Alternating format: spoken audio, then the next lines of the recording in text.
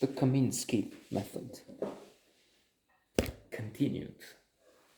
We've arrived now to the first episode in the second series. This lovely comedy series, one of the best, before various awards, winner awards, with a marvelous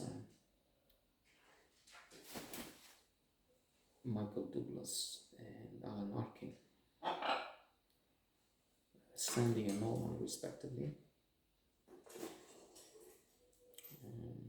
Sandy tells his class, he's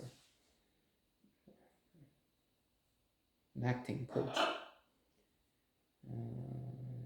that they have to consider their future.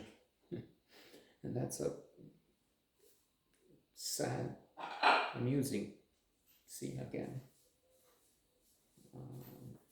What makes this series special is this very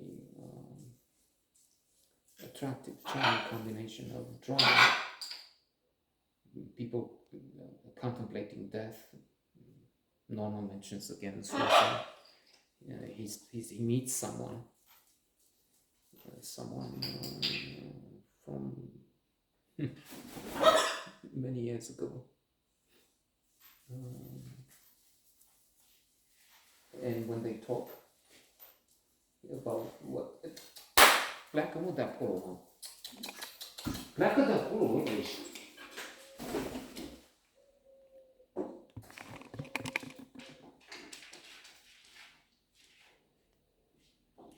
They feel like chipping, biting, I don't know what to call it, the dog. And then he can open the mouth and one of them or both will disappear. So that's the problem. Talking of suicidal tendency. So he talks with her after these memories. You know, my wife died.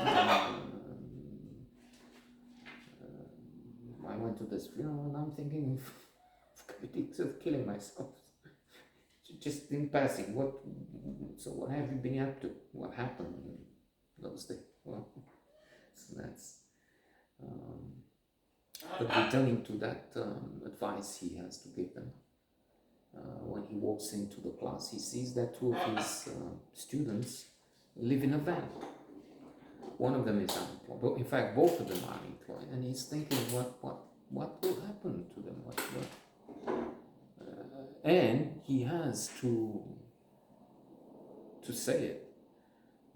Most of you will not be able, no matter how good, how talented you are, how good your tools, when you have that, you will not be able to make a living as actors. 90% of actors are unemployed. I mean, they don't work as actors. 90% of those who have studied to become actors. So which reminds me of the autobiography of David Niven. I forgot the name of it, I'm sorry.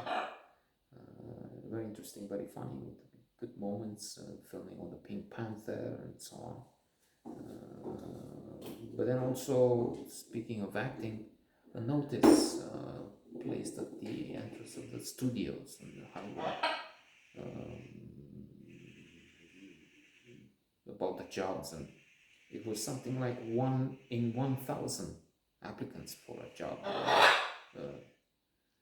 were successful, something like that.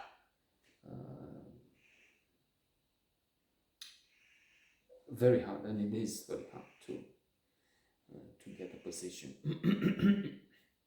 in this area. Now, Lucky Norman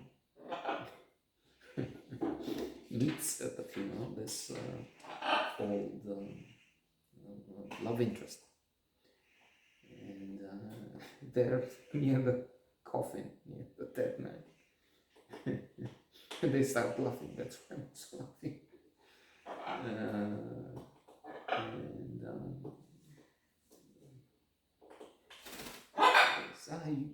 You know, I forgot the name, but Sandy, this we met before, my wife. So it was during the Johnson presidency, and she doesn't like that because, okay, we're going back 70 years. Not 70, but you see what I mean. And they're amused and a bit laughing at this. And one of the wives, there's the more mature wife and the much younger one, Trophy. That's how they joke at. Which one? So you go to the wife, okay. Which one? The trophy. That's the first one. That's the trophy. And she comes to say, "Well, I'm sorry, but could you move this from my husband away from my husband?" Something like that. So yeah, it's still amusing, and it's still so pleasant, so rewarding to watch this interaction with good actors, good script. Now Mandy, Sandy's daughter, is seeing somebody, and she has to break it to him. And okay, so good, you've seen someone, and it's serious. Okay, and good. He's older. Oh, how much older? 10 years? 11? 12? 20?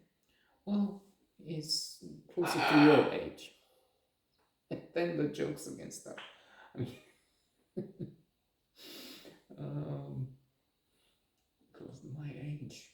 It depends on what you're going with these days. Because maybe it says 70, maybe it says 52. I don't know. And there's something with polio. I mean, we wow, that, you mean this age? We both avoided polio. I mean, he did, because with polio, he would be old and, I don't know, affected with some other issues. Yes, wonderful series.